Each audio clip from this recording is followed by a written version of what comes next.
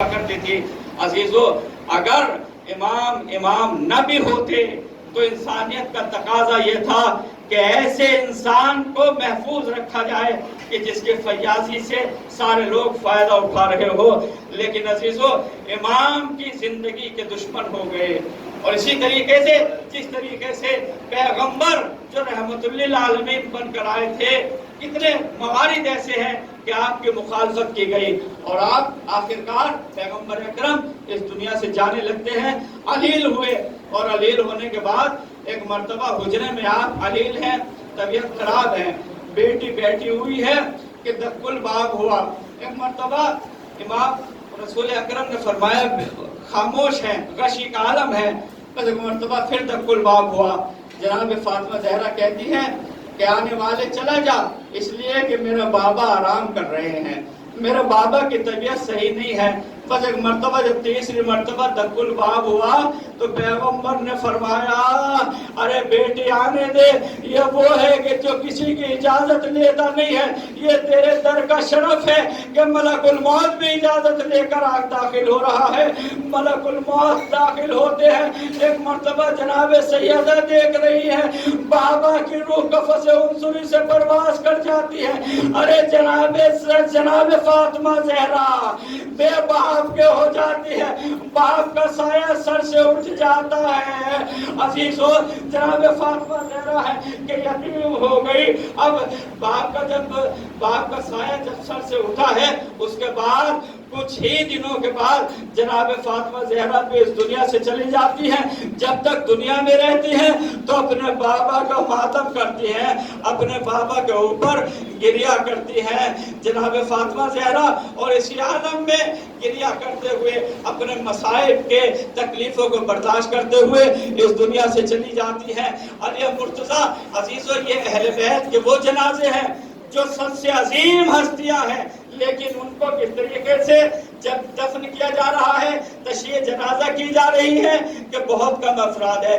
رسول کے جنازے میں کچھ چند لوگ ہیں کہ جو رسول کے جنازے میں ساتھ ہیں، اسی طریقے سے شہزادی فاطمہ زہرا کے جنازے میں کچھ ہی افراد ہیں، اسی طریقے سے امام مولا کائنات کے جنازہ جب اٹھایا گیا تو اس میں بھی کچھ افراد ہیں۔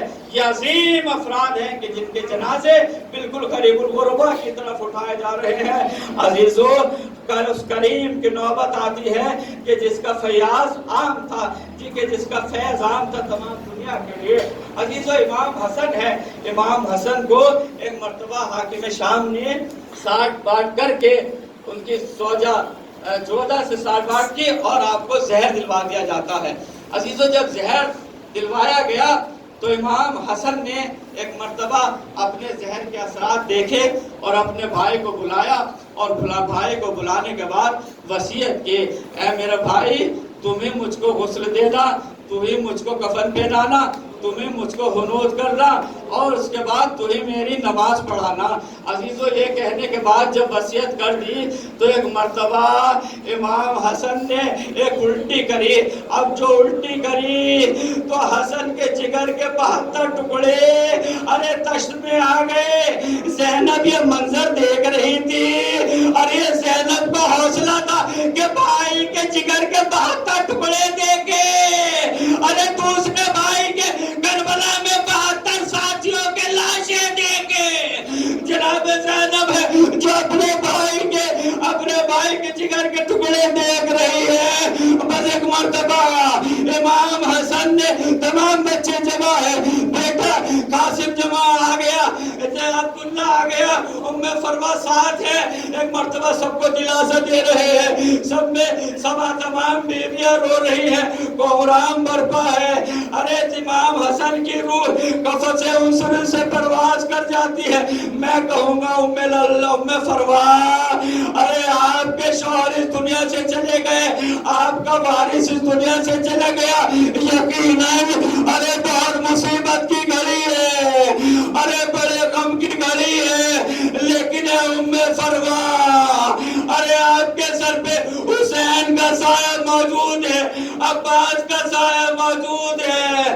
ارے جوانان بنی ہاشم ہے۔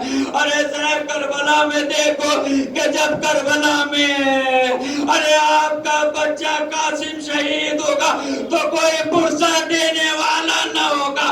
پرسہ دینے والے تو ہوں گے لیکن بیویاں ہوں گی، غمزدہ ہوں گی۔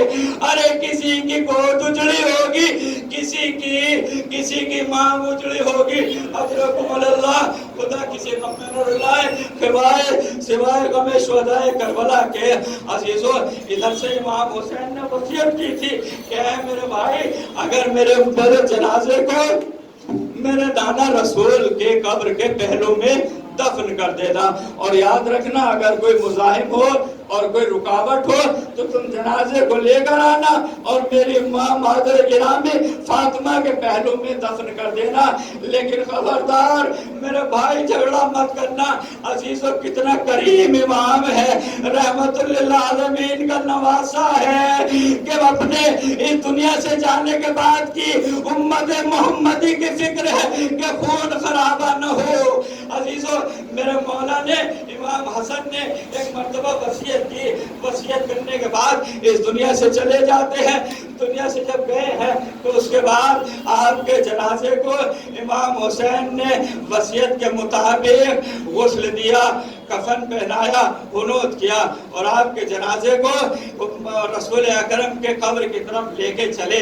عزیزو ابھی آپ کا جنازہ رسول کے قبر کی طرف جا رہا تھا کہ ایک مرتبہ بنی امیہ مزاحمت کی اور انہوں نے تیروں کی بارش شروع کی۔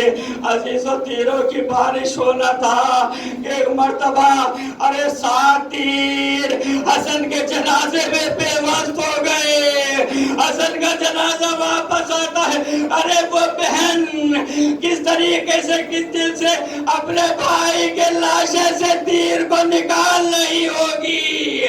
ارے یہ زینب ہے جس نے ایک بھائی کے لاشے سے تیر نکالے اور یہی زینب دوسرے بھائی کا لاشا ارے تیروں پہ معلق دیکھ رہی ہے۔ اجرکم اللہ، ارے بھائی کے لاشے سے تیر نکالنے کے بعد ایک مرتبہ کفن پہنایا جاتا ہے۔ کفن پہنانے کے بعد ایک مرتبہ ارے پھر جناب امام حسن کو جنت البقیع لے جایا جاتا ہے اور مادر گرامی کے پہلو میں دفن کر دیا جاتا ہے۔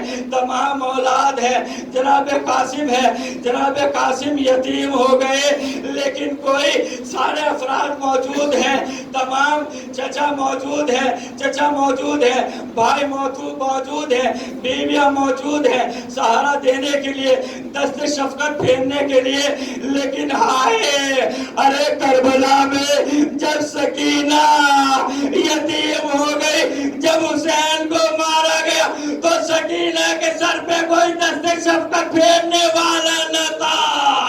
ارے جناب سکینہ کے ارے کوئی آتا ہے تو تماچے مارتا ہے، گوشوارے چھینتا ہے، ارے خیموں میں آگ لگا دی جاتی ہے۔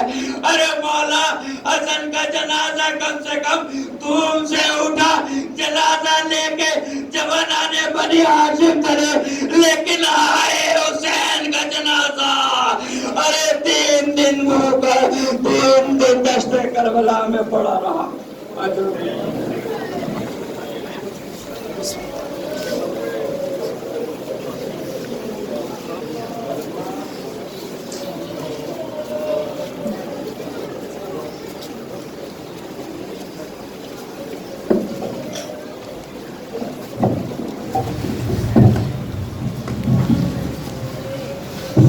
مومنین، ابھی جو ہے نظر کا بھی اہتمام ہے۔ آپ سبھی جو ابھی نوخانیہ وغیرہ کے بعد میں اوپر نظر کا اہتمام ہے، آپ نوش فرما کے جائیں۔